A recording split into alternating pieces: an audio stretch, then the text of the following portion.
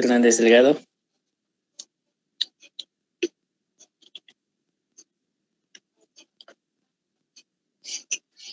Fernández presente, buenas tardes.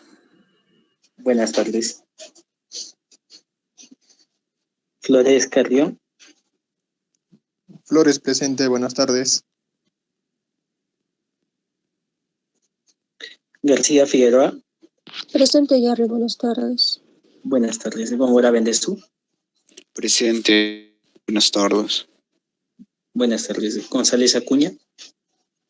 Presente, buenas tardes. Buenas tardes. Guevara Quintana. Presente, buenas tardes. Buenas tardes. Guayani Lezama. Presente, buenas tardes. Buenas tardes. Olparrimachi Antón. Olparrimachi Antón. Presente, Gabriel. Jared, buenas tardes. Buenas tardes. Guayani Aucapuri. Presente, buenas tardes. Buenas tardes. Wesenberg Covarrubias. Wesenberg Covarrubias. Te envío un mensaje. Estaba presente, creo que Ok. tu micro está fallando. Ya, gracias, Ruth. Chicos, traten de hablar, por favor. No puedo ver mensajes ahora. Wilka Machuca. Wilka Machuca. Hurtado Flores. Hurtado Flores, presente. Hincho Wilka. Presente, Javier, buenas tardes. Buenas tardes. Loaiza Flores. Presente, buenas tardes. Buenas tardes. Loaiza Luza. Presente, buenas tardes. Buenas tardes. Mamani Conde. Presente. Mamani. Ok. Manga Ramos. Presente, buenas tardes. Buenas tardes. Moyo Hualpa. Buenas tardes, presente. Buenas tardes. Olivera Laura. Presente, buenas tardes. Buenas tardes. Palomino Utani. Presente, buenas tardes. Buenas tardes. Pilco Cusihuamán. Presente, buenas tardes. Buenas tardes. Quispe Cuba. Buenas tardes. Ramírez Palomino. Presente, buenas tardes. Buenas tardes. Rivera Polo. Presente, buenas tardes. Buenas tardes. Rosas Vera. Rosas presente, doctor, buenas tardes. Buenas tardes.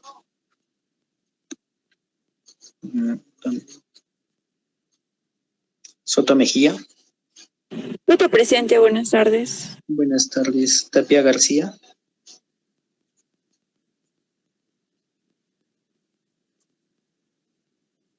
Tapia García. Tarco Sumire. Presente, buenas tardes. Buenas tardes.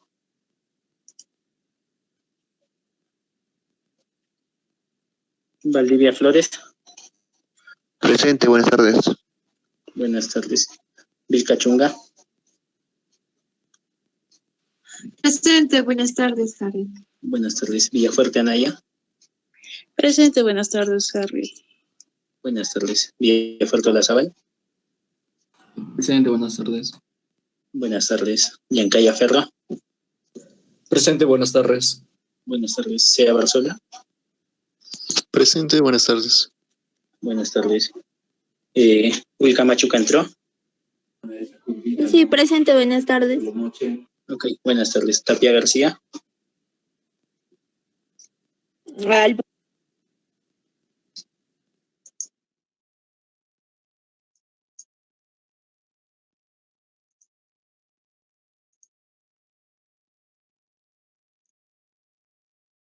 Chicos, la doctora va a demorar un poquitito, si es que no está todavía. Un segundito.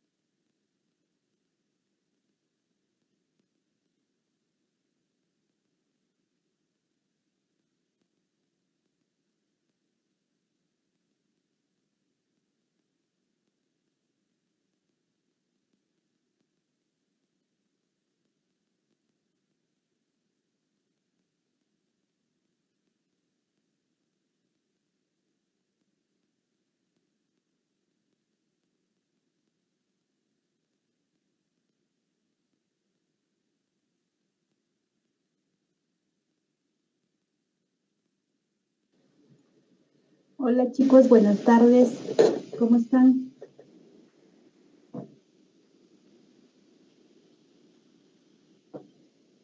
Chicos, ¿me escuchan? Buenas tardes, doctora. Sí se lo escucha. Ya. ¿Qué tal chicos? ¿Cómo están? Ya llamó la lista Harriet, ¿no?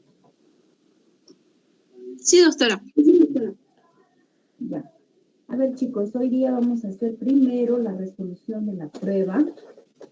Ya ustedes saben qué respuesta han marcado, entonces más o menos vayan sacando la nota que tienen, o quieren que se los lea en el salón. Harriet, ¿dónde estás, Harriet? Doctora, ¿y si le pasa las notas a Harriet y al que nos la pase por privado? Ya, ¿dónde está Harriet? Dijo que tenía algunos problemas de conexión, doctorita, y estaba reiniciando su internet. Ya, bueno. Entonces le paso las notas a Harriet ya para que ustedes sepan, ¿ya? Pero ahora a ver con la resolución de la prueba ya cada uno va a saber más o menos cuánto tiene. La prueba ha sido una prueba sencilla, chicos. No sé por qué tan bajas notas, la verdad. Ya, a ver, empezamos. La pregunta 1. Doctora, disculpe, no se ve lo que le está presentando en la pantalla. No, no estoy presentando nada. Ruth, todavía no estoy presentando nada. Solo les estoy leyendo la pregunta con la respuesta. Ruth. Chicos, ¿me escuchan? Ruth. Sí, doctora, está bien. Bueno, en la pregunta 1, en el electrocardiograma se diagnostica hemibloqueo fascicular anterior izquierdo. ¿Qué patrón electrocardiográfico le indica este diagnóstico? La respuesta es la C.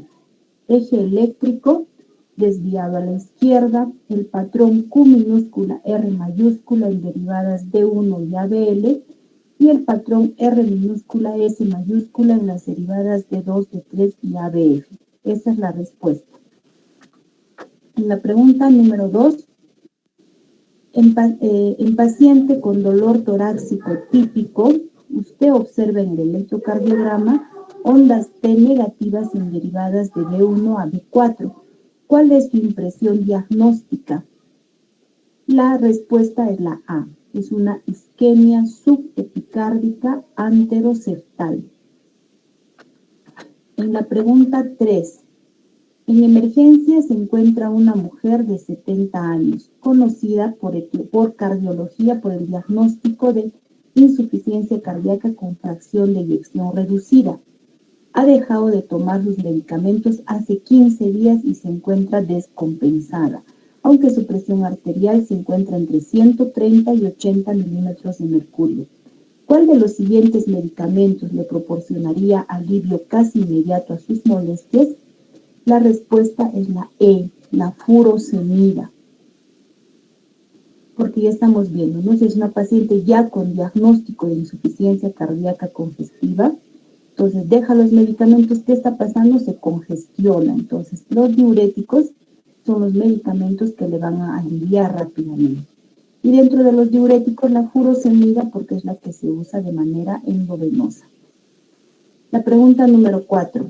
Mujer de 70 años es llevada a emergencia por presentar presión arterial de 180 sobre 100 milímetros de mercurio, sin evidencia de lesión de órgano blanco, o sea, es una urgencia hipertensiva. Usted ha decidido iniciar un tratamiento oral.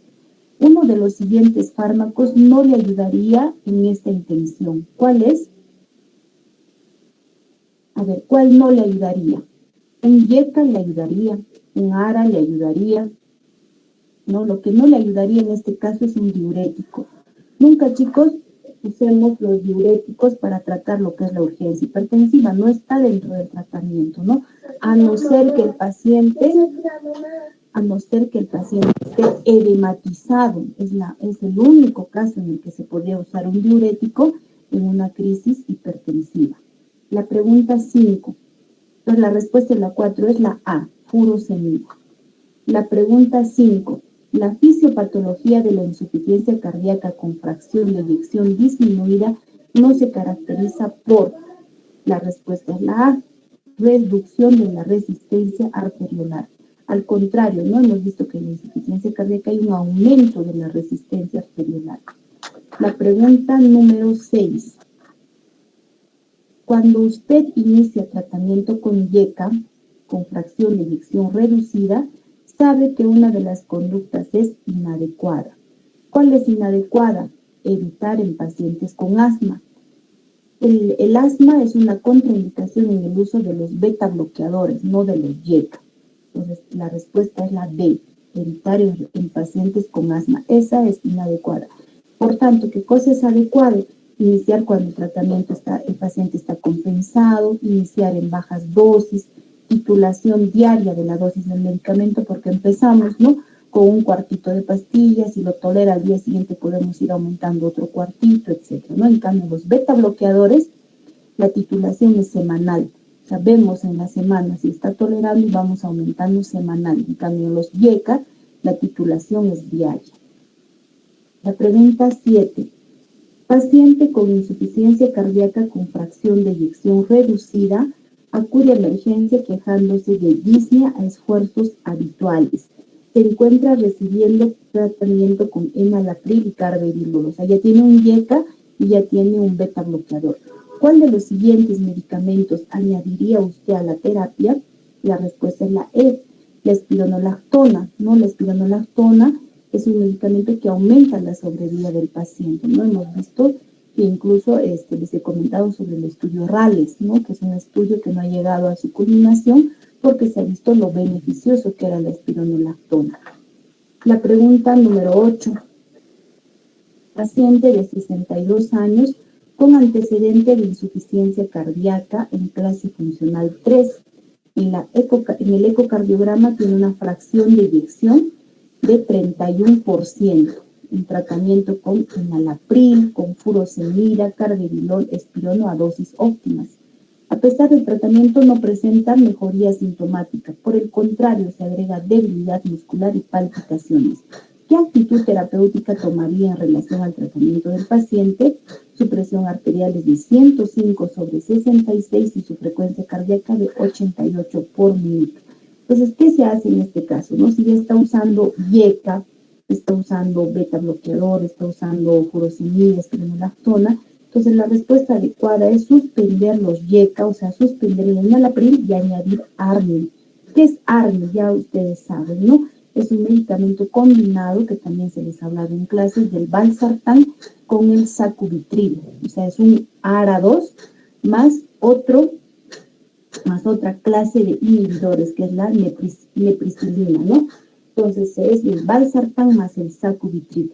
Entonces había otra respuesta donde decía suspendo YECAs, añado Armin y losartán, y he visto que la mayoría ha marcado eso. No, esa no es la respuesta correcta, porque al decir Armin ya estamos hablando de un ARA2 más un otro inhibidor que es la nepricilina. O sea, estamos hablando del valsartán más el sacubitril. Ya no le pueden añadir losartán más. Entonces, la respuesta es la A. Suspendo YECAs y añado Armin. En la pregunta número 9, todos los siguientes fármacos están indicados en la insuficiencia cardíaca estadio C con fracción de eyección reducida, excepto, ¿cuáles son los medicamentos que no se usan en la insuficiencia cardíaca con fracción de eyección reducida? Son los calcio antagonistas.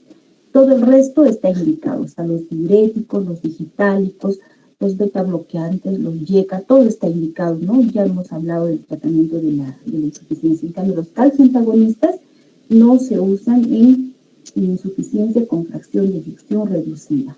La pregunta número 10. El inicio del tratamiento farmacológico de la prehipertensión, o sea, de 130, 139 y 85, 89, según la última guía, o sea, una hipertensión estadio 1, se justifica solo, excepto en solamente, y la respuesta es la C, cuando el riesgo cardiovascular es alto, o sea, de 10% a los 10 años.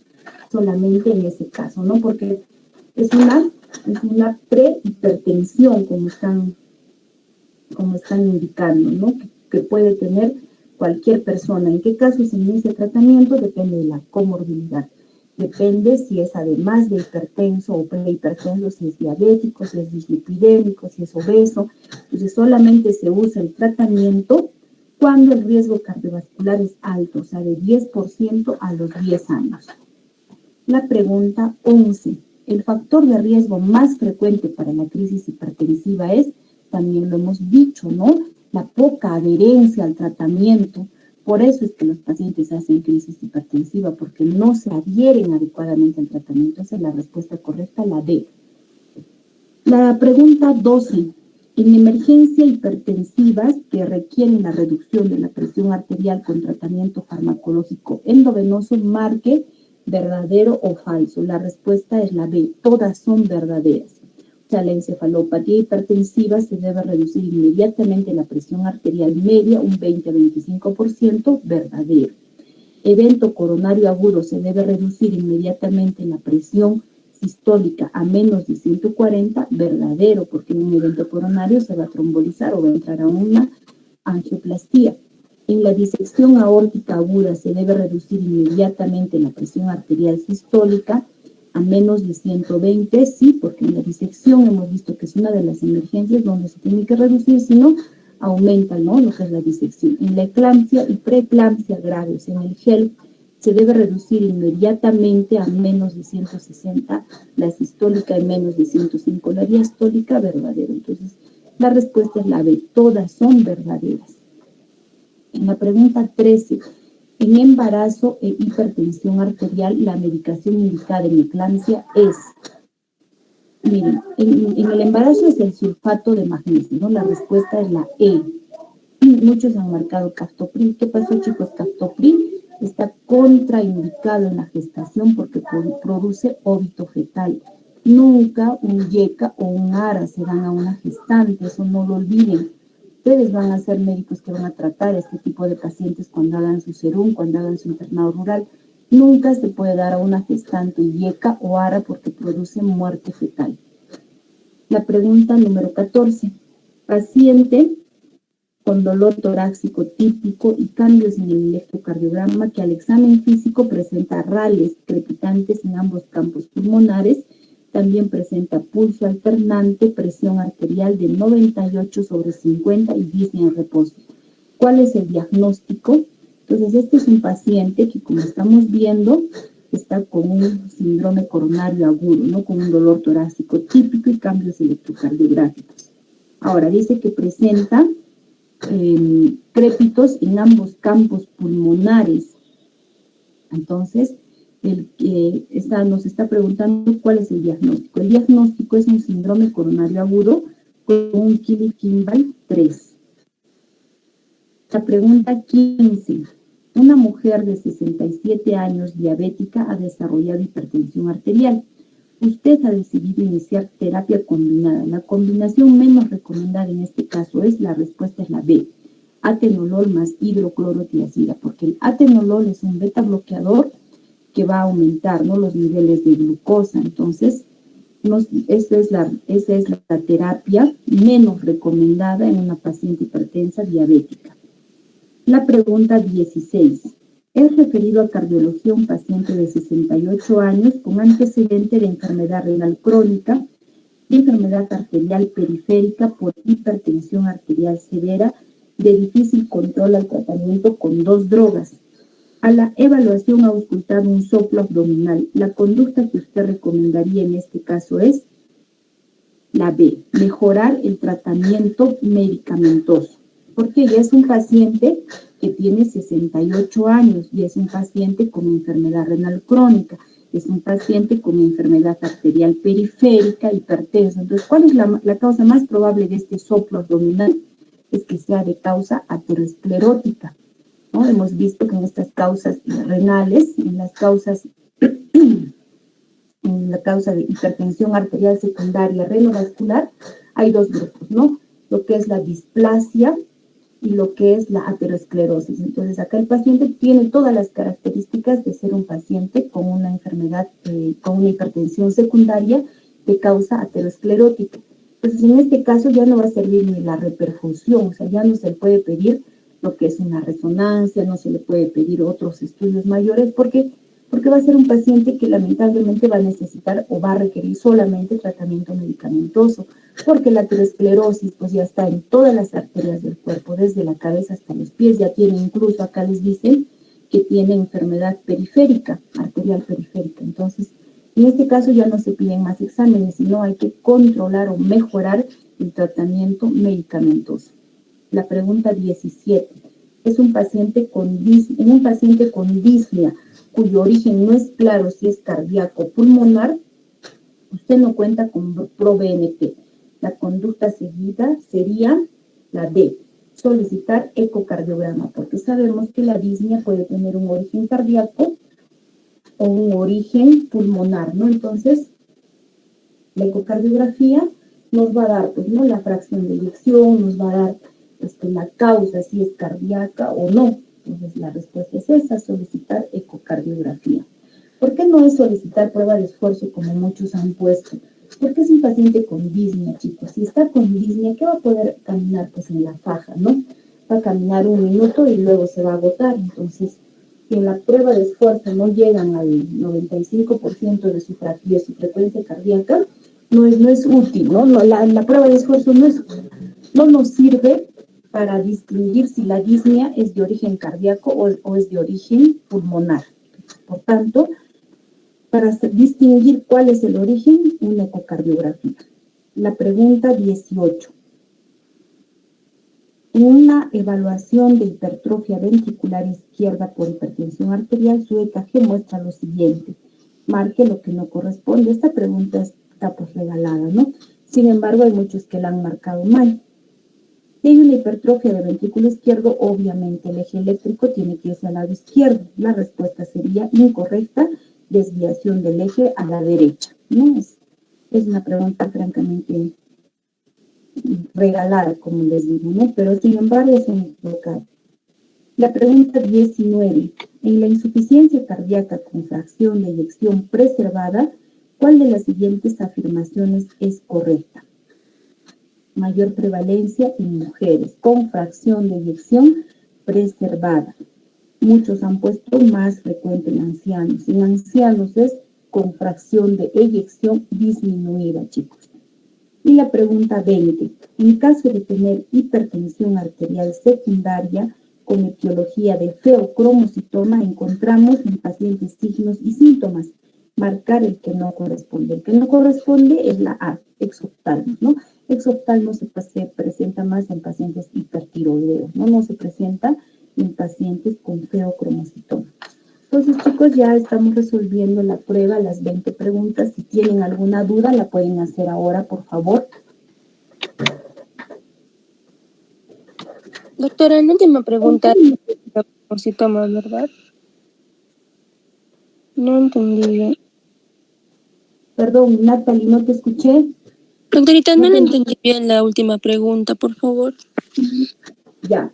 En caso de tener hipertensión arterial secundaria con etiología de feocromocitoma, encontramos en pacientes signos y síntomas. Marcar el que no corresponde. O sea, ¿cuál no es un signo o síntoma del feocromocitoma? ¿Cuál no es? Es el exoftalmos. El exoftalmos es un signo, ¿no?, de ojos saltones que se presenta en lo que es, por ejemplo, el hipertiroidismo. No es uno de los signos y síntomas ni el feocromocitoma. En cambio, las otras, o sea, una presión arterial de 250/120 o presencia de signos simpáticos, ya hemos dicho cómo es, ¿no? O porque sabemos que el feocromocitoma es un tumor secretor pues de la noradrenalina, entonces hay presencia de signos simpáticos, de palidez intensa seguida de rubicundez en personas jóvenes. ¿Cuál es la respuesta que no corresponde? El exoftalmos.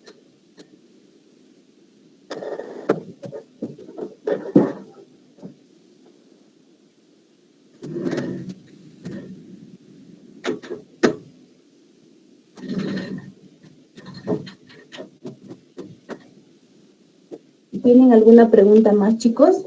Háganla. ¿O alguna duda?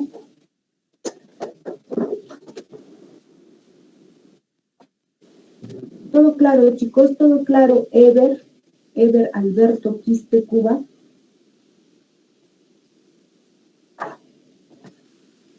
¿Tienen alguna pregunta, chicos?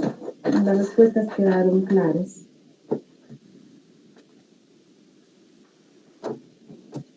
A ver, ¿está acá presente el alumno Jonathan Loaiza Luza?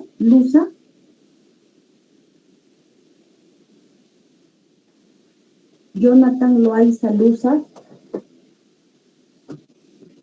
Presente, doctorita. Jonathan, ¿qué pasó contigo? ¿Por qué viste en el salón que no debías?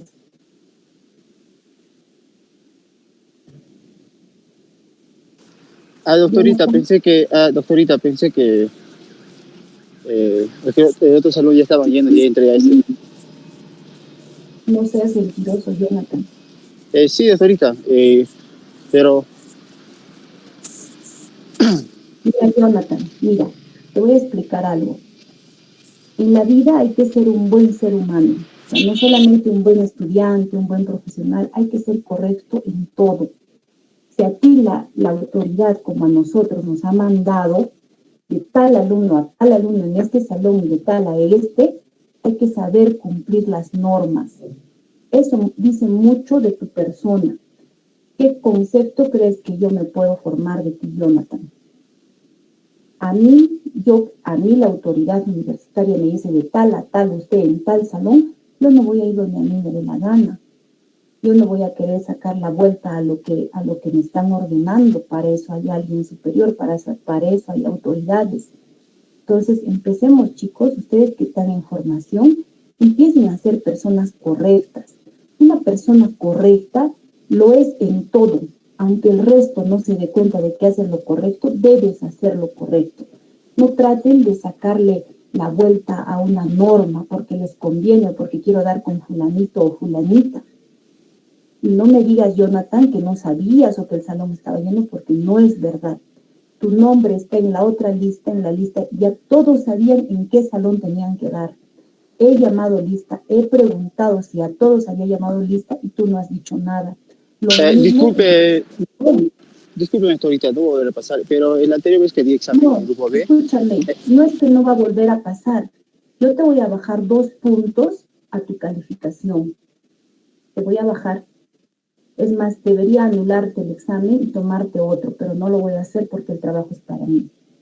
Te voy a bajar 2 puntos y espero que te des cuenta que no se debe actuar de esa manera, Jonathan.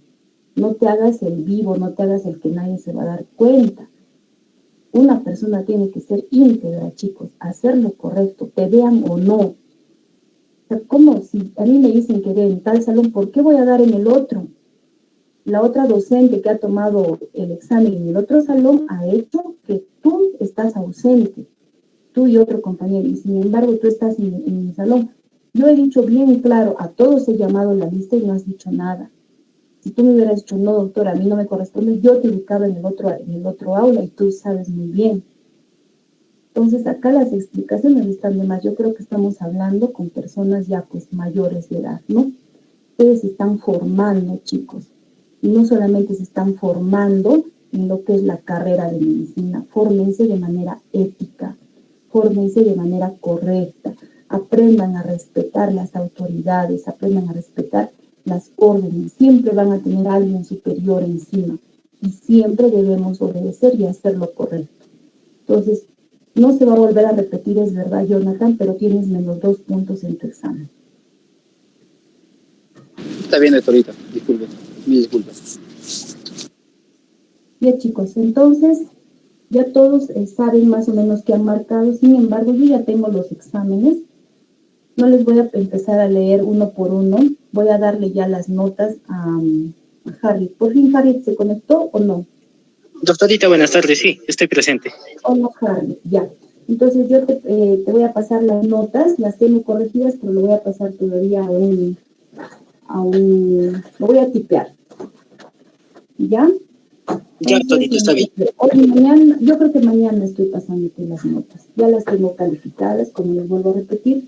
No hay muy buenas notas, no sé por qué, pero bueno. Entonces, chicos, para este segundo examen, como ustedes ya habrán revisado en sus sílabos, vamos a ver temas como, por ejemplo, endocarditis infecciosa, fiebre reumática. Vamos a ver, por ejemplo, lo que son las valvulopatías. Para empezar, vamos a ver el día de hoy lo que es la endocarditis infecciosa y la fiebre reumática. Voy a empezar compartiendo mi pantalla.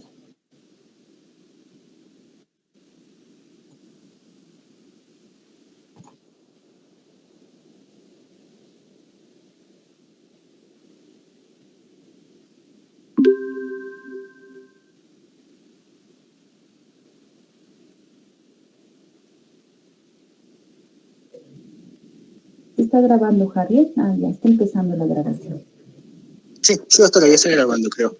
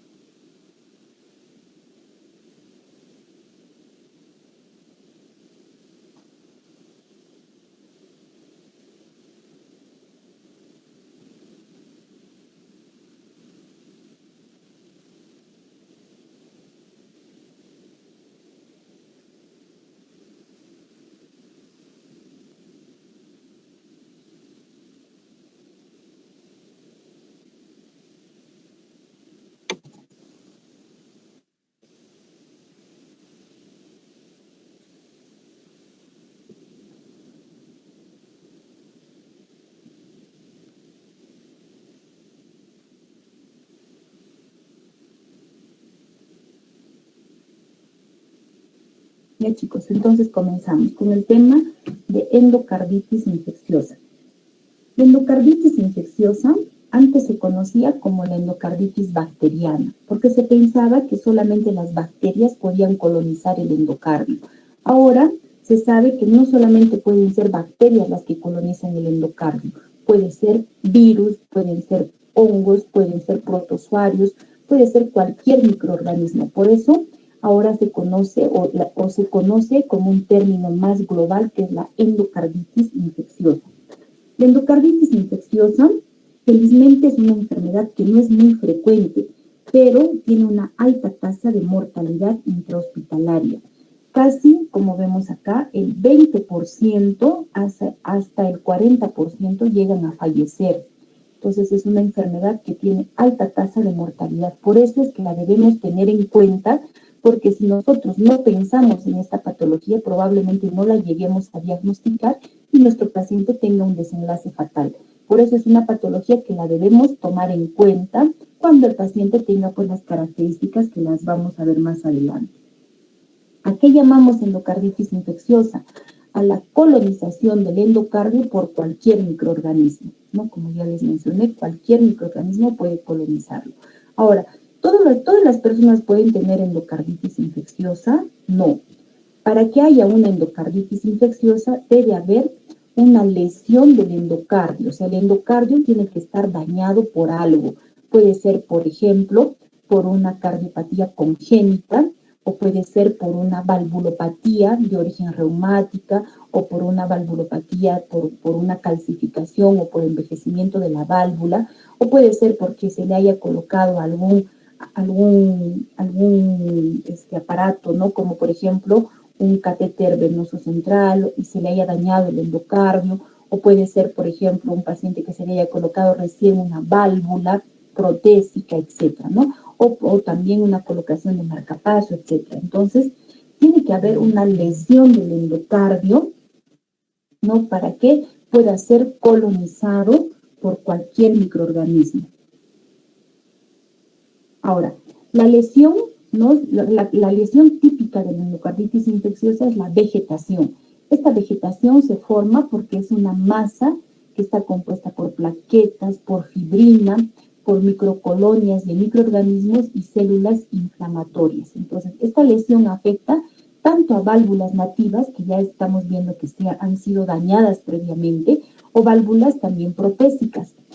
Por ejemplo, dentro de las cardiopatías congénitas, puede ser una comunicación interventricular, puede ser una tetralogía de Fallot, etc., ¿no? Puede ser una persistencia del conducto arterioso. Entonces, miren, esta es la lesión típica. Esta es la lesión típica, ¿no? Como estamos viendo, miren, tiene forma de coliflor. Entonces, acá es donde se produce esta vegetación. En la parte superficial de estas vegetaciones están las bacterias totalmente activas, ¿no? ¿Para qué? Para que esta lesión se puede romper y puede embolizar a cualquier parte del organismo. Y dentro de la vegetación tenemos bacterias también que están bien cubiertas por capas. Por eso es que la endocarditis infecciosa tiene alta tasa de mortalidad, porque como hay bacterias que están cubiertas por colágeno, por elastina, por estas sustancias, entonces el antibiótico no llega rápidamente a estas bacterias, sino tiene que ser un antibiótico en altas dosis y también por tiempo prolongado, ya sean 4 semanas, incluso más de 4 semanas. Entonces, miren, por ejemplo, acá, ¿no? ¿Qué tenemos acá? Miren, este es un corazoncito y miren la comunicación interventricular que tenemos, ¿no? O sea, la abertura o la solución de continuidad que hay entre los ventrículos. Sabemos que el tabique debe estar completo, ¿no? Pero, por ejemplo, si tenemos una de estas patologías, ¿no? Entonces vemos que hay un constante flujo de ventrículo izquierdo a ventrículo derecho. Entonces, en esta zona el endocardio está dañado. Entonces, acá es donde se puede producir esta colonización por los microorganismos y llevarnos a una endocarditis infecciosa. Igualmente acá, miren, esta ya también es una imagen de una persistencia del conducto arterioso. Miren, normalmente esta es la aorta que ya no tiene comunicación, excepto en la vida fetal, ¿no? Una vez que se nace, hay un cierre fisiológico y luego anatómico de lo que es esta comunicación entre la aorta y la pulmonar. Entonces, si hay una persistencia de este conducto arterioso, también es una zona donde hay flujo continuo, tanto en la sístole como en la diástole, pasa sangre de la aorta a la arteria pulmonar. Entonces, en este caso también en este caso no hay endocardio, sino endotelio, ¿no? Porque estamos hablando de grandes vasos. Entonces, acá se va a producir una endarteritis. Ahora, esta endocarditis infecciosa se puede clasificar de acuerdo a varios criterios, ¿no? Uno es la clasificación de acuerdo al tiempo de la enfermedad. Puede ser aguda, ¿no? La endocarditis aguda tiene una evolución muy agresiva que va a presentar el paciente fiebres muy altas, va a haber destrucción rápida de las estructuras cardíacas y una de las complicaciones frecuentes es la embolización séptica, como habíamos visto acá, ¿no? Esta lesión típica se emboliza, se rompe estas partes, las partes superficiales de esta vegetación y emboliza. Entonces, en la aguda hay embolización. En lo que es subaguda, ¿no? Ya también, como su nombre lo dice, evoluciona en forma más lenta, no produce muchas embolizaciones, pero puede producir, por ejemplo, rupturas de aneurismas, ¿no? También se puede clasificar de acuerdo al sitio de la infección. Puede ser una endocarditis de válvula nativa, o sea, una válvula propia de la persona, o puede ser también una endocarditis de válvula protésica, ¿no? Cuando ya el paciente ha sido sometido a un tratamiento quirúrgico y se le ha cambiado la válvula, que puede ser tanto mecánica como biológica. Ahora, de acuerdo a la causa de la infección, también podemos clasificarla, ¿no? Por ejemplo, puede ser causada por virus, puede ser causada por bacterias, puede ser causada por protozoarios, etc. Ahora, el factor de riesgo predisponente también es importante. O sea, ¿cuál es la causa?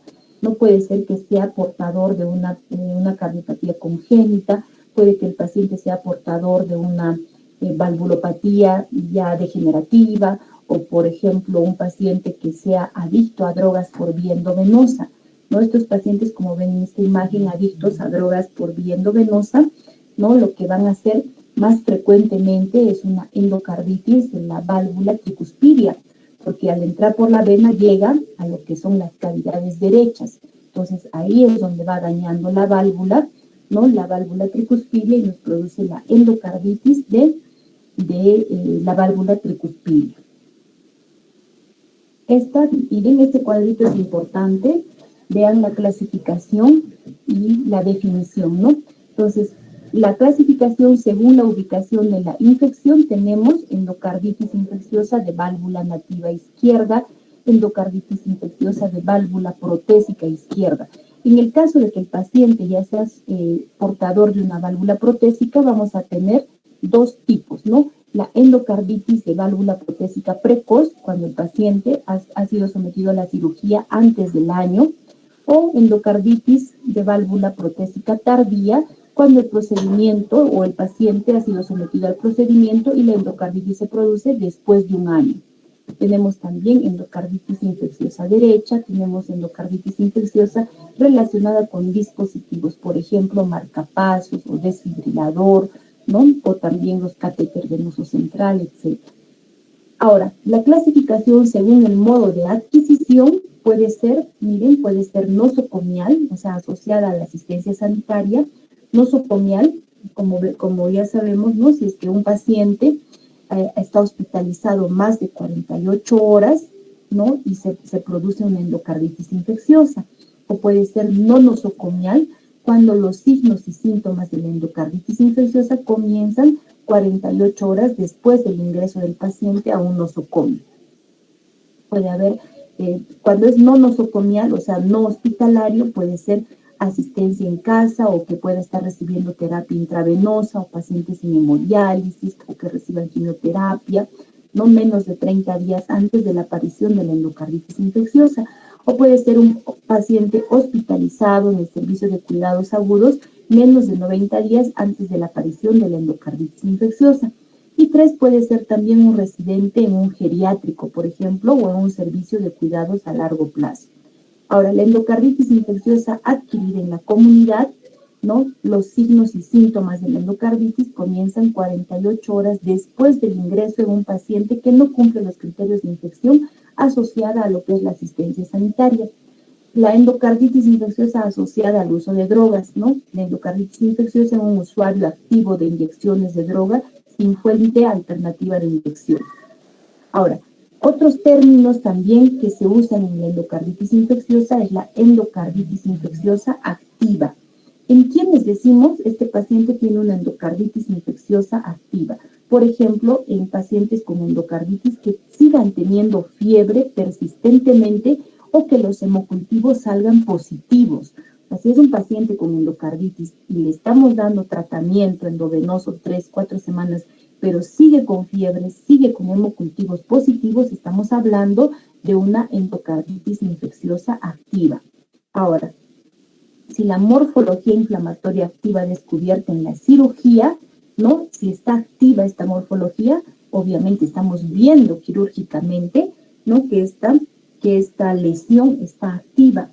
Otro, el paciente aún se encuentra en terapia antibiótica, o sea, si todavía sigue con el esquema, también es una endocarditis infecciosa activa, o si hay una evidencia histopatológica de que la endocarditis todavía está activa. Entonces, en estos casos llamamos endocarditis infecciosa activa. Ahora, otro término que usamos en endocarditis infecciosa es la recurrencia.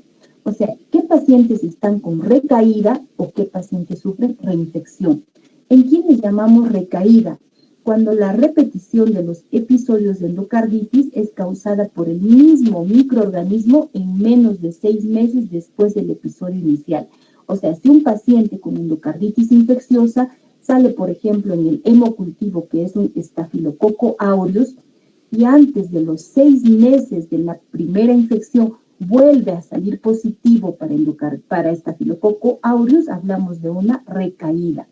Y ya también reinfección, ¿cuándo hablamos? Cuando el hemocultivo sale diferente, o sea, es otro microorganismo. O cuando la repetición, por ejemplo, era primero estafilococo, segundo también es estafilococo, pero esta infección se da después de los 6 meses de ya haberle tratado la primera infección, hablamos de reinfección. Entonces, no se olviden de estos términos cuando hablamos de nosocomial, de no nosocomial de aquí en la comunidad, no cuando hablamos de endocarditis activa y cuando hablamos de recaída y de reinfección.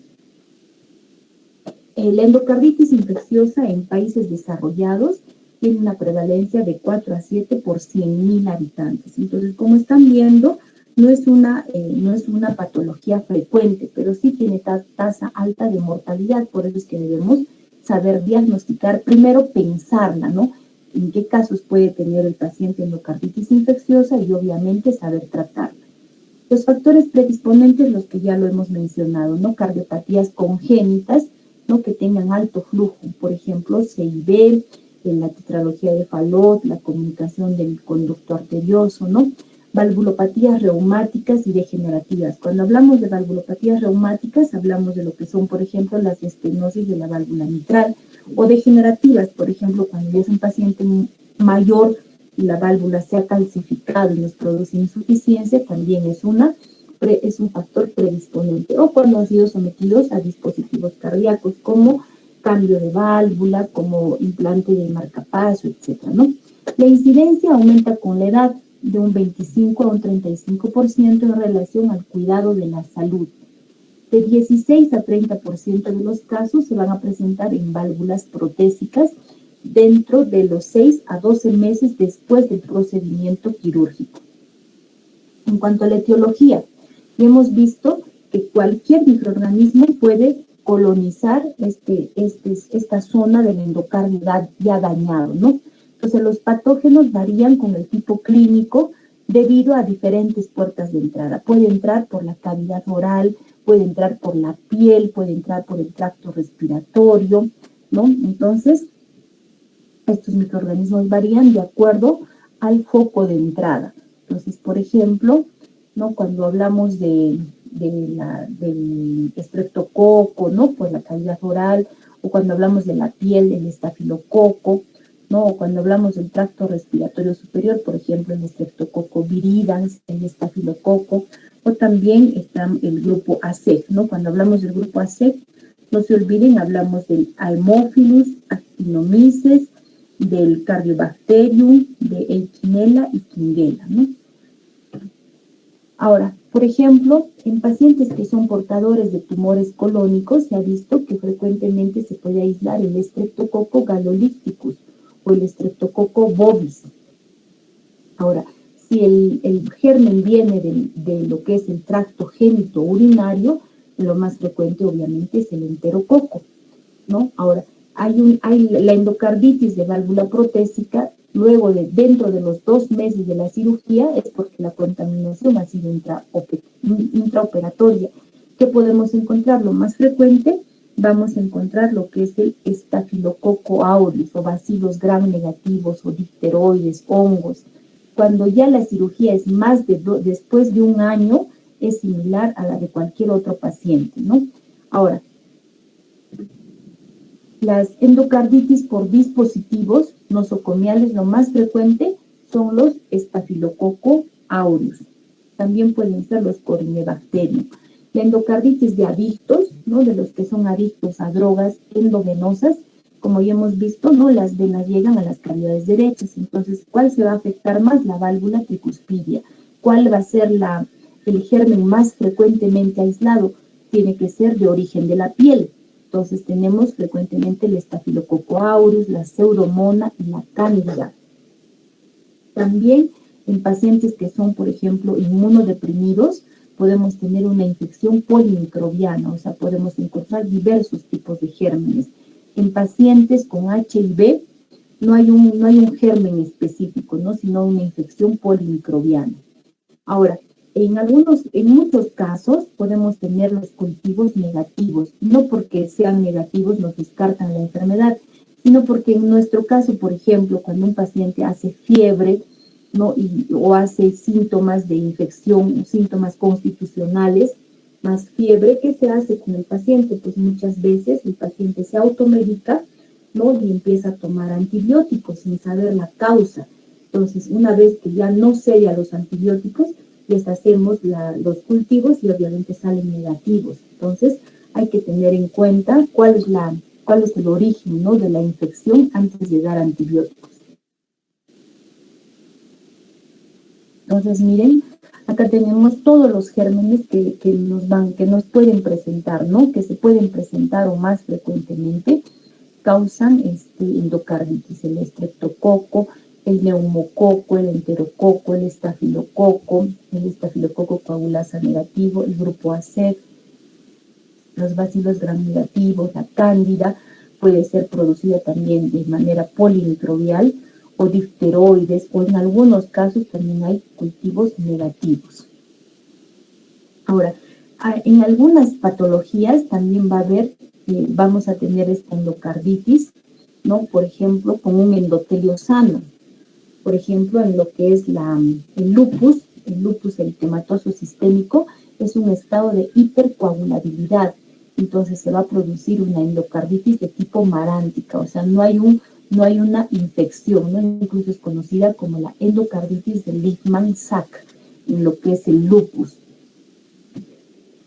Entonces, en lo que es la fisiopatología, chicos, primero recuerden, debemos tener una lesión del endotelio, o sea, no cualquiera va a tener endocarditis, sino debe haber una lesión endotelial, debe tener factores de riesgo, las cardiopatías congénitas, las valvulopatías reumáticas degenerativas, lo que son portadores de válvulas, de marcapaso, etcétera, ¿no? O que hayan tenido algún procedimiento. Cuando hay daño o lesión del endotelio, ¿qué se va a producir? Se va a producir agregación plaquetaria, a esta se va a agregar lo que es la fibrina, ¿no? Entonces ahí vamos a tener una vegetación aséptica. Entonces ya tenemos la vegetación aséptica. Si además se produce una infección, o sea, una infección ya sea de la piel, de la cavidad oral, del aparato respiratorio, genitourinario, etc., entonces de ahí va a entrar el germen, va a entrar hacia lo que es este daño, esta lesión endotelial, esta vegetación aséptica, y la va a colonizar. Por ejemplo, si ya tenemos esta vegetación aséptica y el paciente tiene un absceso a nivel de las muelas, o tiene una infección urinaria, o tiene otro foco de entrada, ¿no? Una infección de la piel, por ejemplo. Entonces, por ahí pueden entrar este tipo de microorganismos a colonizar esta vegetación aséptica y nos van a producir lo que es la endocarditis infecciosa. Entonces, todo esto, todo lo que ya sabemos que se produce en una infección, ¿no? Va a haber toda la cascada de infección, la activación de las interleuquinas, ahí van los monocitos a defender, los macrófagos, etcétera, ¿no?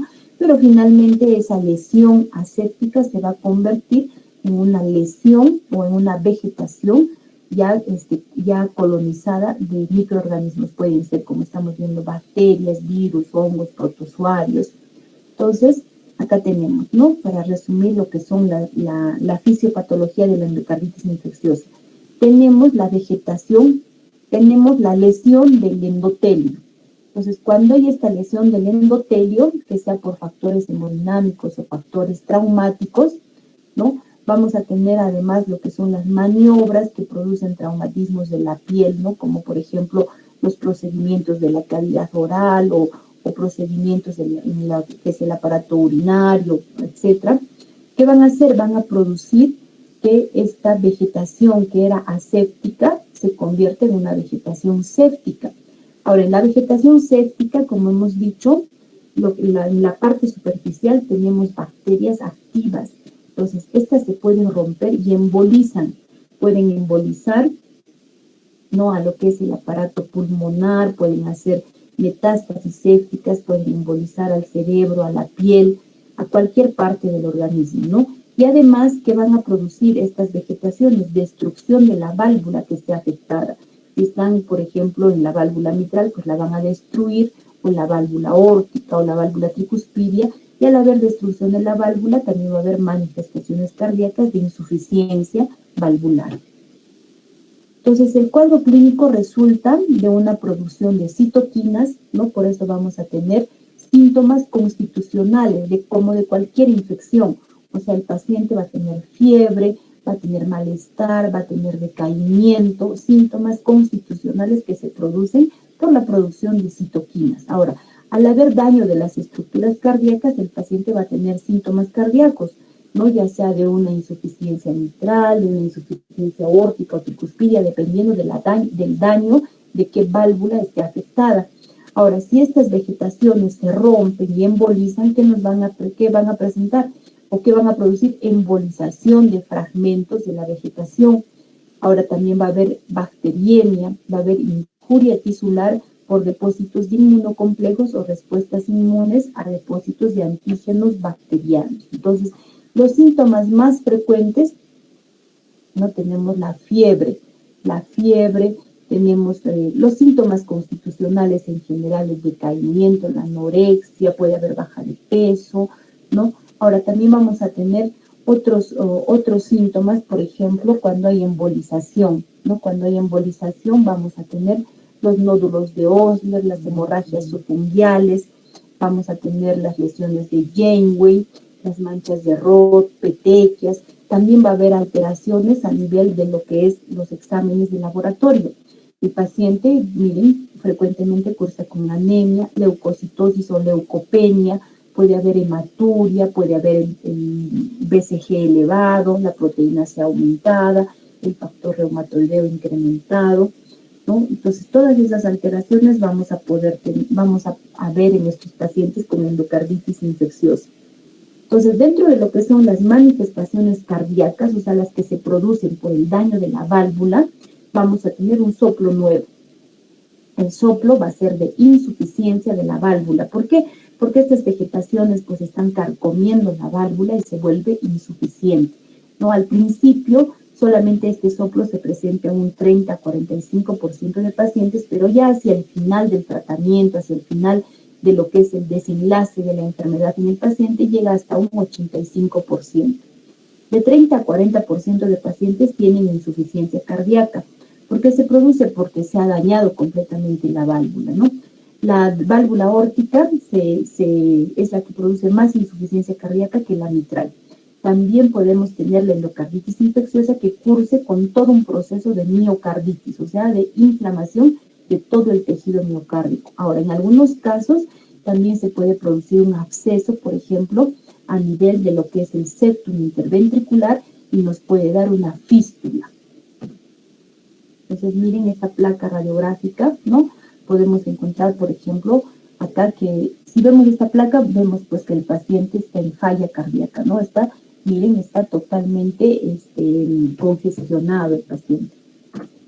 Ahora, acá, por ejemplo, que vamos a ver, miren, tenemos acá una imagen de un ecocardiograma transtorácico, porque también vamos a ver cómo es el ecocardiograma transesofágico, ¿no? Tenemos una imagen de un eje largo, esta es la aurícula izquierda, el ventrículo izquierdo, esta es la aorta, y miren esta imagen acá, ¿no? Es una imagen que es un absceso, se puede producir estos abscesos. Ahora, fíjense acá, también vemos, miren cómo se ha roto, ¿no? O sea, si se produce un absceso, por ejemplo, a nivel del tabique o del septum interventricular, puede llegar a romperse el tabique interventricular y nos va a producir una comunicación interventricular, pero de causa adquirida, ¿no? No es una causa congénita. Igualmente acá, ¿no? Si ponemos el Doppler, vamos a ver que hay una comunicación entre ventrículos.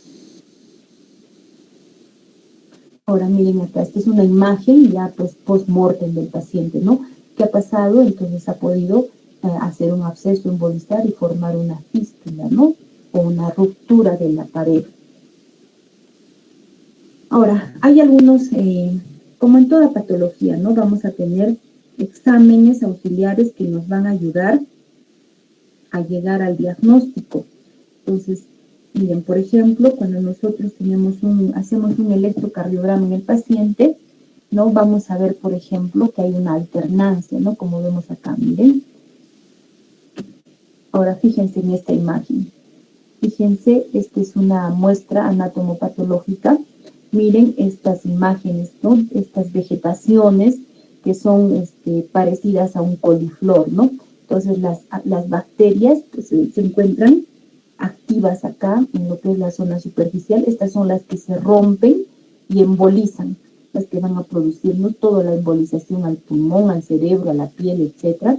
Y dentro de estas vegetaciones tenemos bacterias que están cubiertas por todo tipo de sustancias, colágeno, elastina.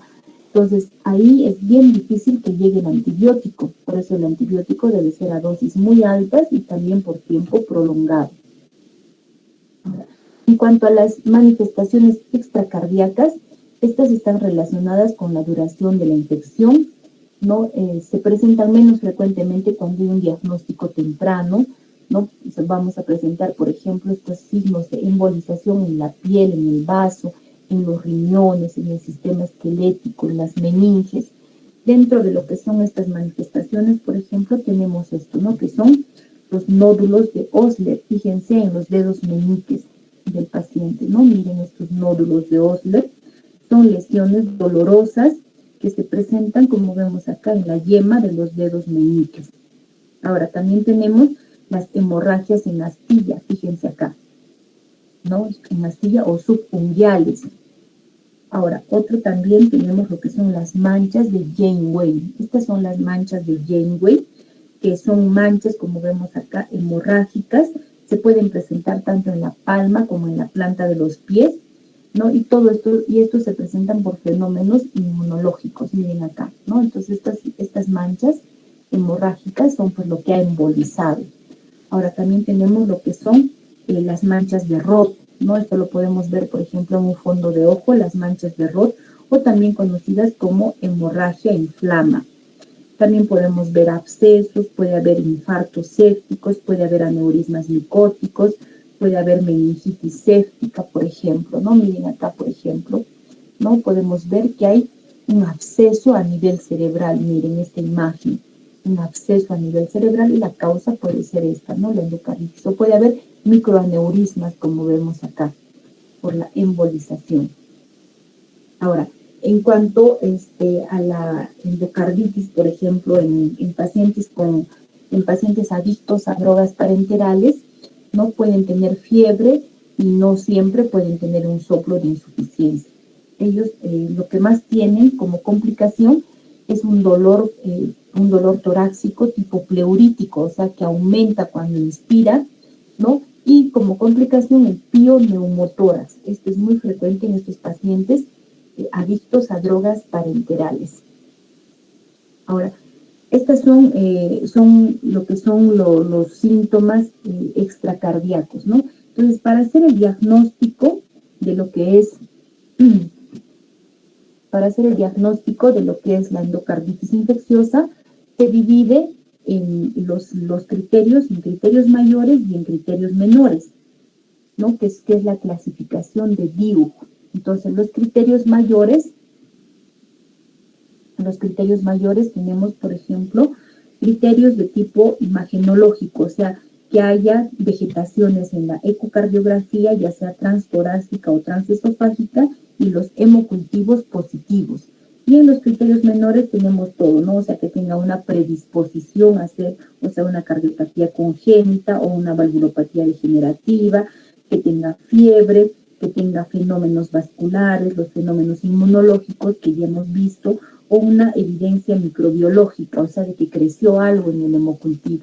Entonces, para hacer el diagnóstico, vamos a reunir estos criterios, tanto mayores como menores, ¿no? El criterio, por ejemplo, si tenemos 2 criterios mayores, es un diagnóstico de endocarditis infecciosa. Si tenemos un criterio mayor y 3 menores o 5 menores, también el diagnóstico ya está hecho, ¿no? Es una endocarditis infecciosa. Ahora, ¿cuándo hablamos de una endocarditis infecciosa posible? Cuando solamente tenemos un criterio mayor y un criterio menor, o tenemos 3 criterios menores. Y ahora, ¿en qué casos, por ejemplo, descartamos una endocarditis infecciosa? Descartamos, por ejemplo, que no cumpla ninguno de estos criterios, o sea, que no se tenga estos criterios mayores o menores, o que el paciente esté recibiendo tratamiento antibiótico y la fiebre ceda antes del 4º día. Entonces, eso es uno de los criterios para descartar este diagnóstico. Entonces, miren, por ejemplo, en esta imagen, ¿no? Miren, esta es la aurícula izquierda, este es el ventrículo izquierdo, esta es la válvula mitral, ¿no? Y miren acá, pegado a lo que es la válvula mitral, ¿no? La valva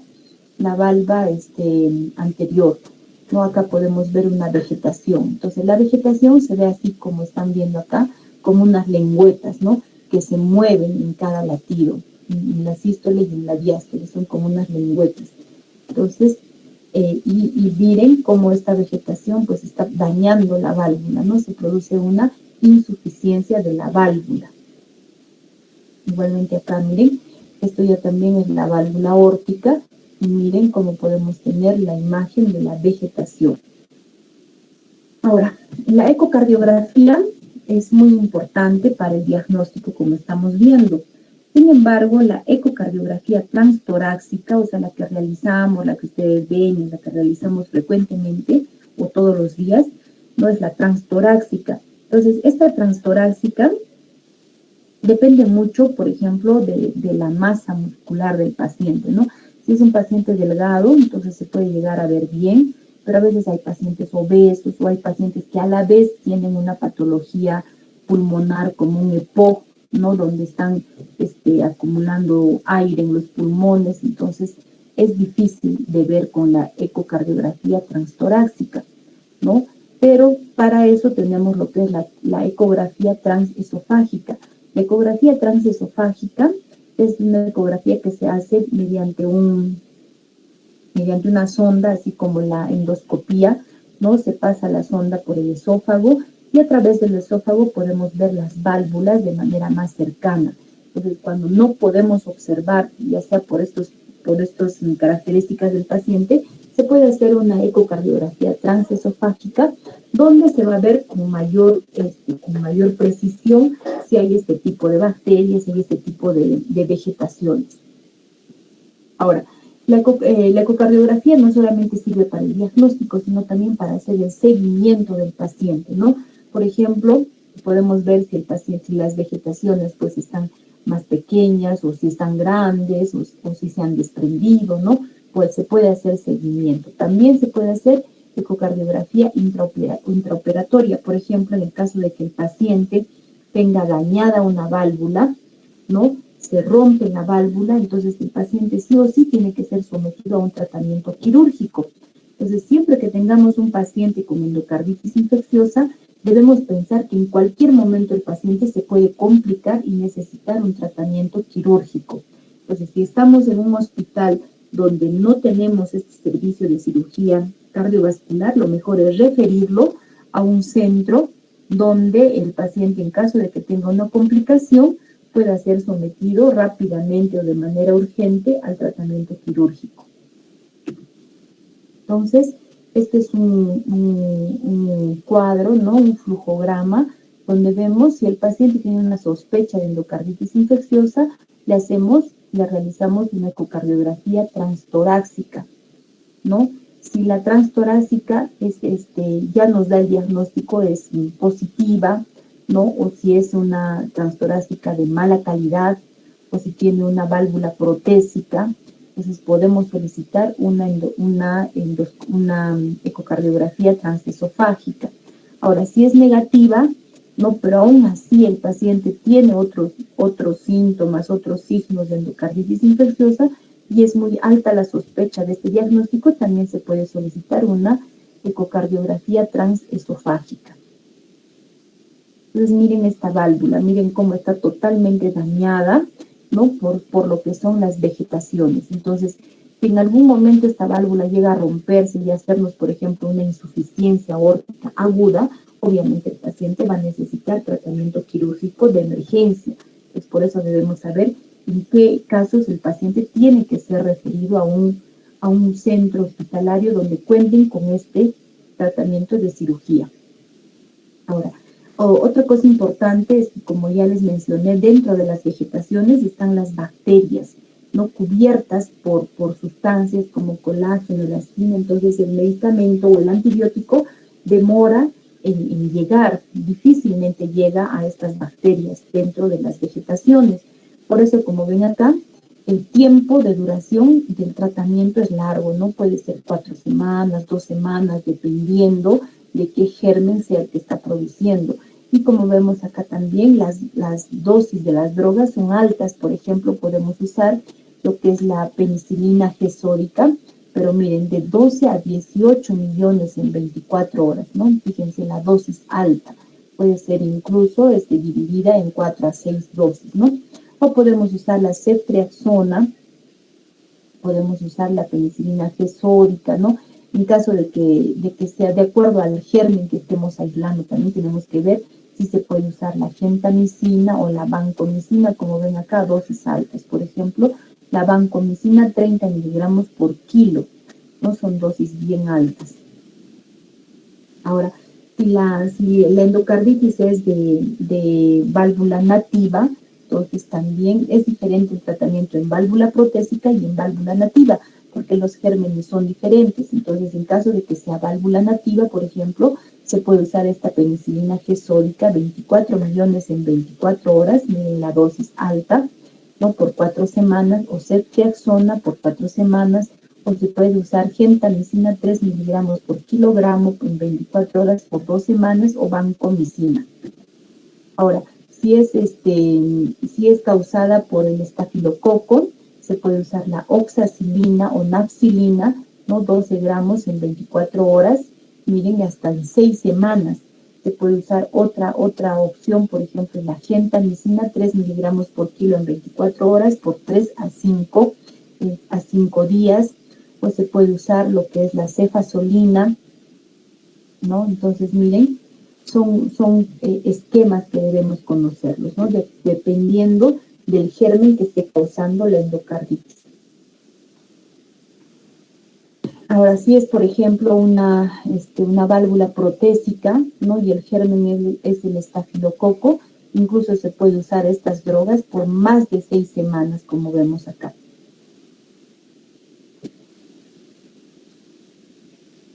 Ahora, ¿en qué casos el paciente va a necesitar un tratamiento quirúrgico? Por ejemplo, si el paciente es portador de una válvula protésica y la válvula empieza a disfuncionar, el paciente tiene que ser sometido a un tratamiento quirúrgico. Si el paciente hace una ruptura de la válvula y hace una insuficiencia cardíaca aguda, tiene que ser sometido a tratamiento quirúrgico. Si el paciente, por ejemplo, luego de recibir todo un esquema adecuado de terapia farmacológica no responde, o sea, sigue con fiebre, sigue con marcadores elevados, sigue con una endocarditis infecciosa, o sea, sigue con cultivos positivos, por ejemplo, tiene que ser sometido a un tratamiento quirúrgico. Entonces, hay indicaciones para que el paciente sea sometido a un tratamiento quirúrgico, ¿no? Por ejemplo, como vemos acá, si hay una insuficiencia mitral o una insuficiencia aórtica aguda, ¿no? En todos esos casos, el paciente va a necesitar un tratamiento quirúrgico. Ahora, los indicadores de mal pronóstico, o sea, ¿qué pacientes no responden bien al tratamiento? Cuando es un paciente muy anciano, cuando la endocarditis se da sobre una válvula protésica, si el paciente es diabético o si además tiene otra comorbilidad, ¿no? Por ejemplo, si es un paciente con una enfermedad, con una cardiopatía isquémica, más una enfermedad renal, más un EPOC, etc. O sea, la comorbilidad, el estado del paciente tiene mucho que ver para su respuesta al tratamiento antibiótico. Si hay presencia de complicaciones de la endocarditis infecciosa, o sea, por ejemplo, si está en falla cardíaca, en falla renal, si ha hecho un shock séptico o si hace un DCB, un ictus, ¿no? Ahora, si el microorganismo, por ejemplo, es un Staphylococcus aureus, como estamos viendo, el tratamiento tiene que ser por mayor tiempo, o si los microorganismos son hongos, o si son bacilos gram negativos, no tienen mal pronóstico. Ahora, los resultados ecocardiográficos también tienen mucho que ver, ¿no? Si hay complicaciones perianulares, si hay regurgitación de la válvula, si hay una fracción de eyección disminuida, si hay hipertensión pulmonar, si las vegetaciones son grandes, o si hay una disfunción protésica grave, o si hay un cierre prematuro de la válvula mitral y otros signos de presión diastólica elevada, también son indicadores de mal pronóstico al tratamiento de la endocarditis. Ahora, miren esta imagen es muy importante si nosotros ya sabemos que un paciente tiene un factor de riesgo, como es una cardiopatía congénita, o una cardiopatía reumática, o una cardiopatía o una valvulopatía degenerativa, o si tiene una válvula protésica. Entonces debemos ser muy cuidadosos en que el paciente tenga una salud oral buena, ¿no? No debe ser un paciente con caries, con infecciones, porque recuerden que el primer foco de entrada de estos microorganismos es la cavidad oral. Entonces estos pacientes deben tener una salud bucal buena, ¿no? Entonces, si el paciente, por ejemplo, va a ser sometido a un tratamiento en la cavidad oral o a una endoscopía o a un procedimiento en el aparato genitourinario, ¿no? Que son los focos de donde puede llegar estos microorganismos hacia la vegetación. Entonces hay que darles un tratamiento profiláctico, ¿no? Siempre debemos dar este tratamiento si ya sabemos que el paciente tiene estos factores de riesgo, ¿no? En lo que es el tratamiento profiláctico, podemos usar, por ejemplo, la amoxicilina, ¿no? Pero a dosis mayores, ¿no? Puede ser amoxicilina 2 gramos, 1 hora antes del procedimiento, o podemos usar, por ejemplo, la ampicilina en 2 gramos, pero esto es vía endovenosa antes del procedimiento. Si es alérgico a la penicilina, podemos usar la claritromicina o la acitromicina, 500 miligramos, 1 hora antes del procedimiento. Se puede usar también la cefalexina, 2 gramos, 1 hora antes, o clindamicina, 600 miligramos, 1 hora antes del procedimiento. También se puede usar en otros casos la cefazolina y la clindamicina, como vemos acá. Entonces, por ejemplo, si el paciente va a ser sometido a este tratamiento, a un procedimiento odontológico, por ejemplo, podemos usar, ¿no?, lo que es la amoxicilina o la ampicilina, 2 gramos, 1 hora antes. En niños, 50 miligramos por kilo, igual 1 hora antes. Y si es alérgico a la penicilina o ampicilina, podemos usar la clindamicina, 600 miligramos, 1 hora antes, o 20 miligramos por kilo. En caso de niños, 1 hora antes. Entonces, esto con respecto a lo que es la endocarditis infecciosa.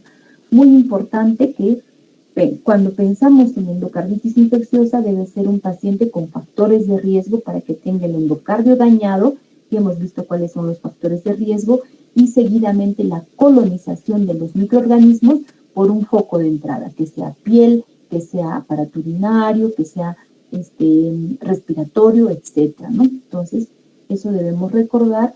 Y antes de que el paciente nosotros ya tenemos conocimiento que el paciente tiene factores de riesgo para hacer una endocarditis infecciosa, debemos prevenir cuando el paciente va a ser sometido a un procedimiento, ya sea de la cavidad oral o cualquier procedimiento invasivo.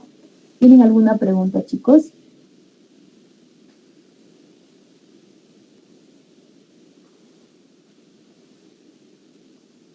Javier, ¿todo claro? Sí, doctorita. Ya, entonces, no se olviden, chicos, de la endocarditis infecciosa, ¿no? Cuando hablamos de endocarditis infecciosa. El siguiente tema que vamos a ver a continuación es la fiebre reumática. La fiebre reumática es una enfermedad multisistémica que resulta de la reacción autoinmune a la infección por estreptococo beta hemolítico del grupo A. No se olviden. El único estreptococo beta hemolítico del grupo A es el que está relacionado a la fiebre reumática. Entonces, ¿por qué se produce? Por una respuesta del organismo hacia una infección. O sea, es una enfermedad autoinmune, es una reacción autoinmune del organismo hacia la infección por el estreptococo beta del grupo A. Entonces, casi todas las manifestaciones se resuelven completamente, ¿no? Porque va a haber manifestaciones que no sean cardíacas, sino manifestaciones, por ejemplo, en las articulaciones, en la fiebre, ¿no? Pero las manifestaciones que se producen cardíacas a nivel del corazón, estas nos van a llevar a lo que es la complicación, que es la cardiopatía reumática. Entonces, todas se resuelven menos lo que es la cardiopatía reumática. Cuando la fiebre reumática afecta a las válvulas cardíacas, entonces esta es una complicación que lamentablemente el paciente va a tener toda su vida, ¿no? Y que va a ir aumentando en severidad con el paso del tiempo. Entonces, muy importante también hacer primero lo que es medicina preventiva, ¿no? No llegar a que el paciente haga esta infección a nivel que sea policíclica de tal manera que no dañe las válvulas. Porque hay un dicho que dice, ¿no? Que la fiebre reumática lame las articulaciones pero muerde las válvulas. ¿Por qué dice eso? Porque las articulaciones van a sufrir inflamación pero no va a dejar secuela. En cambio, a nivel de las válvulas cardíacas, la secuela que deja la cardiopatía reumática es para toda la vida. Los factores de riesgo, lamentablemente, es una enfermedad que se ve todavía frecuentemente en nuestro medio, ¿no? Y está muy relacionado a lo que es la pobreza. O sea, pacientes que no tienen acceso a un tratamiento antibiótico cuando se infectan por este estreptococo beta hemolítico del grupo A, ¿no? Pacientes que viven en hacinamiento con falta de higiene y poco acceso a la atención médica. Entonces, 15 a 19 millones de personas tienen la cardiopatía reumática a nivel mundial. Miren, o sea, 19 millones, hablamos de casi un país entero a nivel mundial que tiene en cantidad lo que es la cardiopatía reumática, o sea, la secuela de la fiebre reumática. 250,000 de personas mueren anualmente por esta cardiopatía reumática, o sea, por la secuela de la fiebre reumática. 95% de casos de fiebre reumática y muertes por cardiopatía reumática ocurren en países en vías en desarrollo como el nuestro. En cuanto a la epidemiología, la primoinfección, o sea, la infección por el estreptococo beta hemolítico del grupo A, se da entre 5 a 15 años de edad, ¿no? Muy rara vez se da en pacientes ya mayores de 30 años. Entonces, son estos niños, estos pacientes pediátricos, pues que van a ser primariamente infectados por este estreptococo beta hemolítico del grupo A, ¿no? Y al vivir en hacinamiento, a no tener acceso a un tratamiento antibiótico, porque el estreptococo beta hemolítico, chicos, es muy sensible a la penicilina. O sea, si este paciente hubiera tenido acceso a un tratamiento con amoxicilina, el paciente se hubiera sanado y no tendría esta reinfección policíclica que a la larga daña las válvulas. Entonces, el primer contacto de este paciente es con el pediatra o va a ser también con los médicos rurales, ¿no? Que ustedes van a hacer cuando hagan su según su internado rural. Entonces, si un niño, ¿no? Un paciente entre los 5 y 15 años tiene esta infección, tiene tos que dura más de 2 semanas, dolor de garganta, siempre es importante abrirle la boca, examinarle para ver qué tipo de lesiones tiene el paciente, ¿no? No dejar que pase como algo viral, algo que va a pasar, no. Se va a autolimitar, sí, pero al hacer estas poliinfecciones ya sabemos que va a ir produciendo el daño a nivel de las válvulas, ¿no? Por eso, si son infectados de 5 a 15 años, van a tener esta infección de manera recurrente, ¿no? Y ya hacia los 25 a 40 años van a tener este daño a nivel de las válvulas, o sea, van a tener lo que es la cardiopatía reumática. Ahora, en lo que es prevalencia entre varones y mujeres, la fiebre reumática afecta tanto a varones como a mujeres en prevalencia, igual en varones que en mujeres, pero la complicación que es la cardiopatía reumática es más frecuente en mujeres, con una prevalencia de 2 a 1 con respecto a los varones. O sea, la fiebre reumática se presenta igual en varones y en mujeres, pero la complicación, que es la cardiopatía reumática, afecta más a mujeres que a varones. Ahora, en lo que es la fisiopatología, como ya al principio lo mencioné, vamos a tener, va a ser una respuesta autoinmune a lo que es esta infección, ¿no? Entonces vamos a tener factores medioambientales, factores propios del germen y también factores propios del huésped, ¿no? Vamos a tener lo que es, en los factores medioambientales, muy importante lo que es el hacinamiento, ¿no? Al haber hacinamiento, pues el paciente está tosiendo, no va contagiando al que vive cerca o al que vive junto a él y se va reinfectando. Entonces, estas infecciones policíclicas que se van a presentar en el paciente lo que es la faringitis por este estreptococo que tiene proteínas como la proteína M, o tiene también la N-acetilglucosamina, que son similares a los antígenos propios del huésped. Entonces, al haber una reinfección, el mismo paciente va a producir una respuesta autoinmune, pero como estas proteínas son muy similares a los antígenos del huésped, va a dañar al mismo huésped. Esa es una enfermedad autoinmune. Esa es una enfermedad como una respuesta autoinmune a esta infección. Por eso esta infección es policíclica. Entonces, una vez que ya se produce esta infección por el estreptococo beta hemolítico del grupo A, ¿no? Se va a producir lo que es la fiebre reumática. Va a haber infecciones recurrentes. Estas infecciones recurrentes van a dañar lo que es, van a producir la cardiopatía reumática, ¿no? Que a la larga pues va a llevar a una falla cardíaca.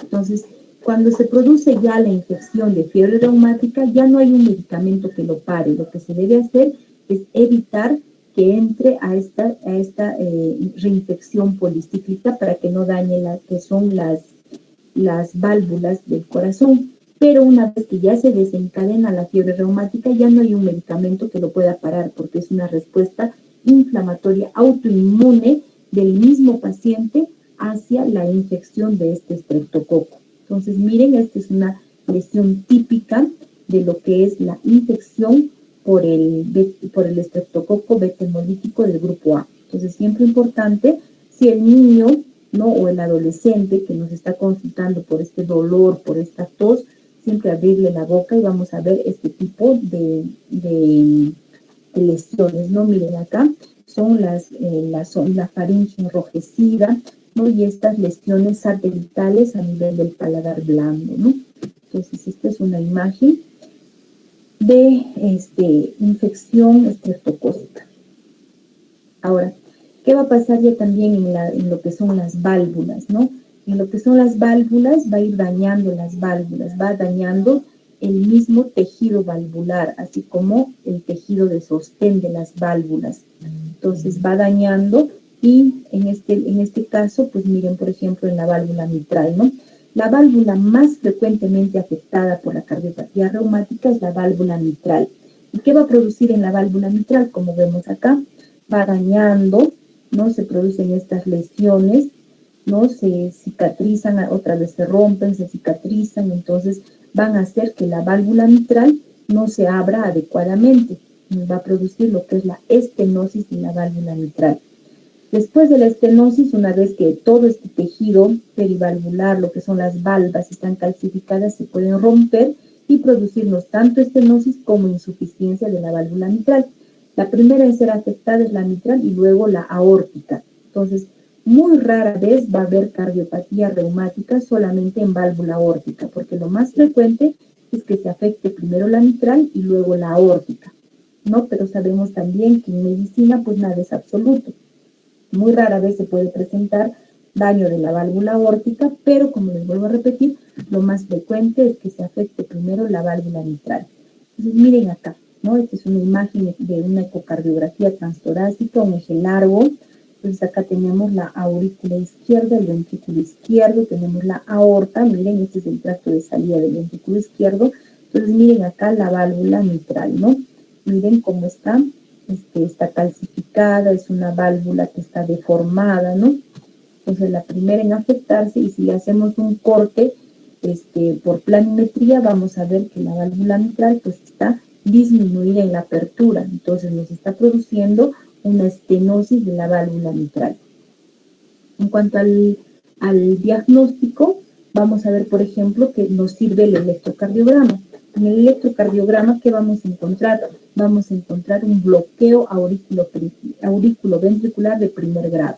Recuerden que cuando hablamos del electrocardiograma dijimos que el intervalo PR, o sea, desde el inicio de la P hasta el complejo QRS, debe medir de 0.12 a 0.20.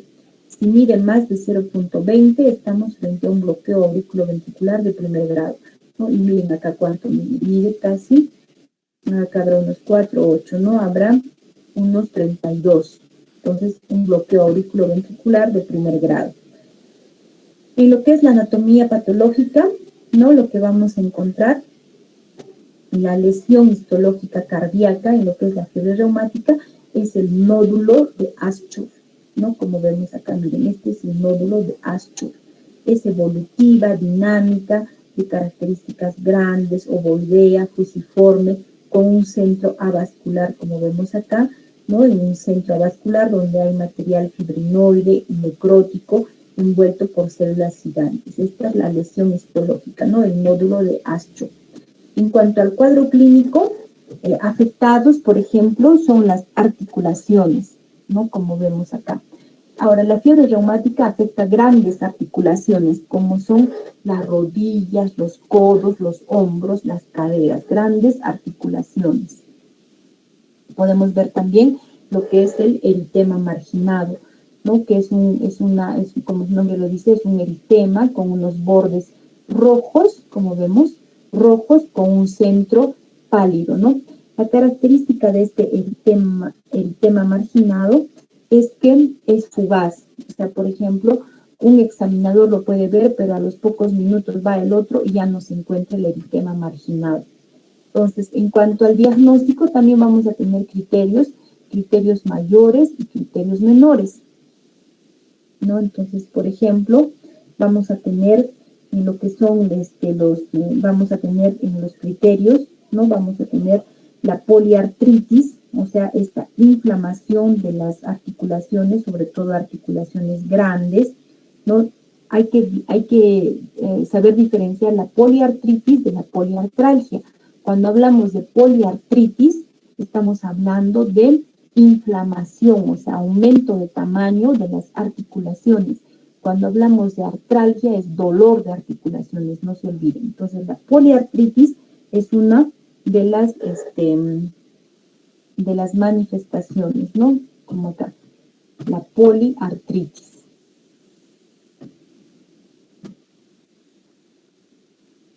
Ahora, también vamos a tener otras complicaciones, como por ejemplo, el Corea de Sydenham.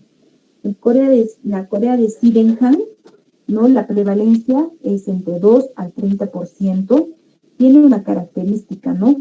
La Corea de Sydenham, si el paciente se concentra, puede dejar de hacer estos movimientos involuntarios, ¿no? Esa es la característica de la Corea de Sydenham, o sea, tiene los movimientos involuntarios, pero si el paciente se concentra, puede llegar a controlarlos. Ahora, otras manifestaciones, por ejemplo, son los nódulos subcutáneos, ¿no? Va a haber nódulos subcutáneos. Se ve, por ejemplo, en menos del 5% de pacientes, ¿no? Se va a presentar, como su nombre lo dice, ¿no? De manera subcutánea. No es muy frecuente, suelen durar entre 2 y 6 semanas y desaparecen espontáneamente. El diagnóstico lo vamos a hacer, el diagnóstico, como vemos acá, lo vamos a hacer con criterios mayores y criterios menores, ¿no? Por ejemplo, 2 criterios mayores o un criterio mayor más 2 menores, o también lo podemos hacer con 2 criterios mayores o 3 criterios menores. Mamá, ya por poco mucho, falta poco de mucho poco.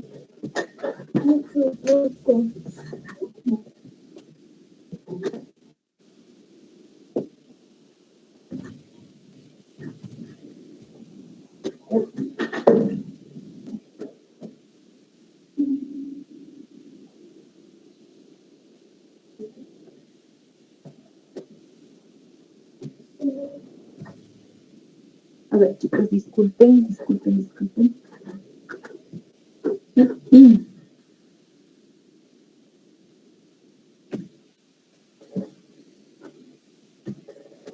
Entonces acá podemos ver, por ejemplo, cuáles son los criterios, ¿no? Cuáles son otras manifestaciones, ¿no? No debe faltar la fiebre, por algo estamos hablando de fiebre reumática. Vamos a tener también una eritrosedimentación elevada, vamos a tener una proteína C aumentada. En el electrocardiograma ya hemos visto el bloqueo de primer grado. En la placa radiográfica podemos ver, por ejemplo, signos de inflamación, o sea, de carditis. En la ecocardiografía, ¿no? Podemos ver si hay daño a nivel de la válvula, etcétera, ¿no?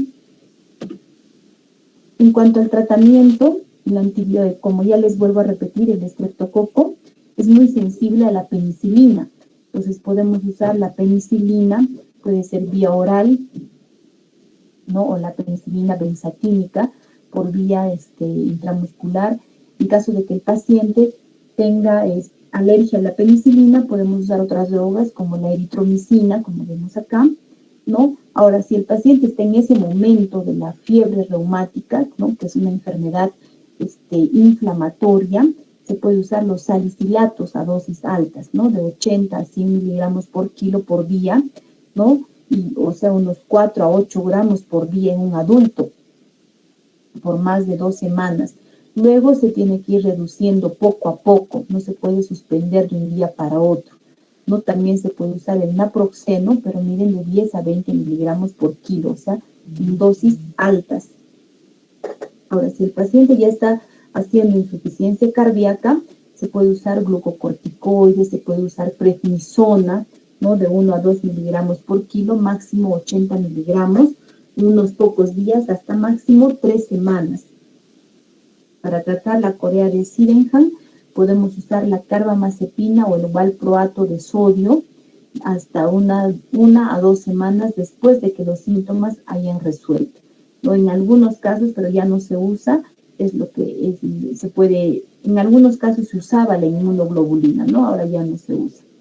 Entonces, como vemos, la fiebre reumática es una enfermedad que va de la mano con la pobreza, con el hacinamiento, ¿no? La primoinfección, como ya hemos visto, se produce en pacientes de 5 a 15 años que entran a una infección policíclica. Entonces, el mismo organismo es el que va a producir una respuesta inmunológica, ¿no? Y que va dañando, que va a dejar como secuela la válvula, la cardiopatía reumática, ¿no? La válvula más afectada es la válvula mitral y luego la aórtica. Ahora, en los pacientes que ya tienen o ya sabemos que tienen fiebre reumática, debemos usar un tratamiento también profiláctico. Se puede usar, por ejemplo, lo que es la penicilina benzatínica o la penicilina potásica, se puede usar la sulfadiazina. En caso de que sean alérgicos, se puede usar los macrólidos. Si el paciente, por ejemplo, ya sabemos que tiene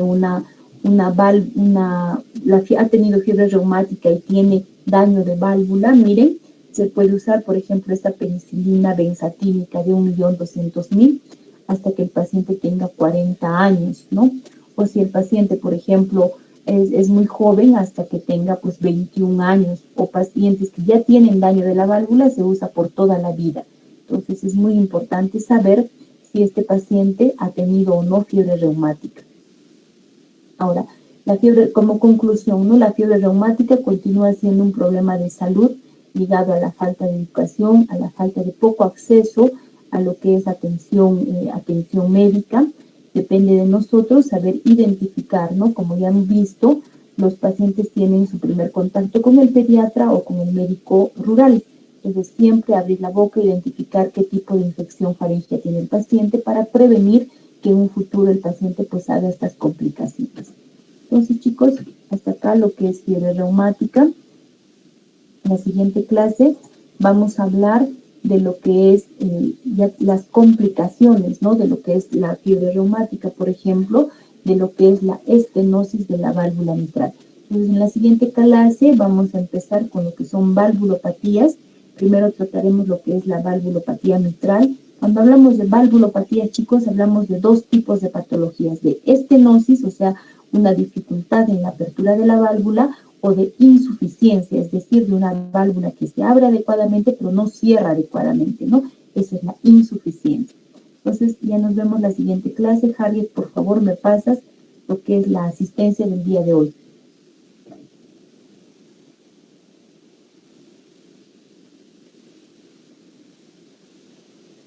Chicos, buenas tardes. Entonces, nos vemos la siguiente clase. Harriet, me pasas la asistencia, por favor. Gracias, doctora. Gracias, doctora. Gracias, doctora.